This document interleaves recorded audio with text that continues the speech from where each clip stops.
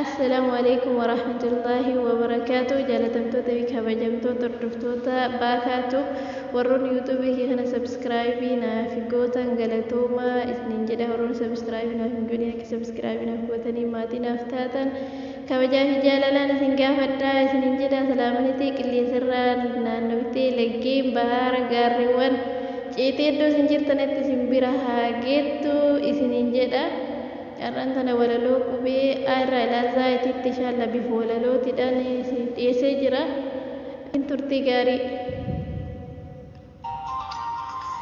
Akkam nagaa jechuun wal baranne gaaf dura baabara xiiqii keessaa kan wal qabanne caacarraaqqi gooneerraa tokko ta'uuf jennee daadhiidha soranneerraa galma ga'uuf jennee erga walii gallee jaalalumaanii faa faarsinee wallaallee dhugumaanii gaagamanaa gamas isin ilaallee haa hammeenya keenyallee hin madaallee ija sirriin tasaana hin laaltu jaarraa kana namaan nan madaaltu haa keessattuu waa'ee koo osoo beektu laalabbatan beekuu nan akeektu.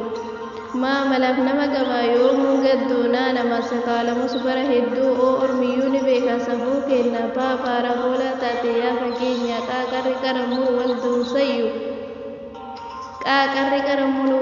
qaaqarri qaramuu wal duusayyu raara ra'iinsa jireenyaa namuu fayyu saa silaa du'a taate maaloo wayyu taatiruun oltee bultee lafee taatii uuman dhala namaa waan addaatii baabaalee sirra caalaa yakki isaa waa wal jaalala fidee wal jibbiinsaa xaaxaraa nuni lootii lafa gubbaa yaanni kee mo'ataa maaltu jibbaa zaaza bana jaalalaa itti sirbaa.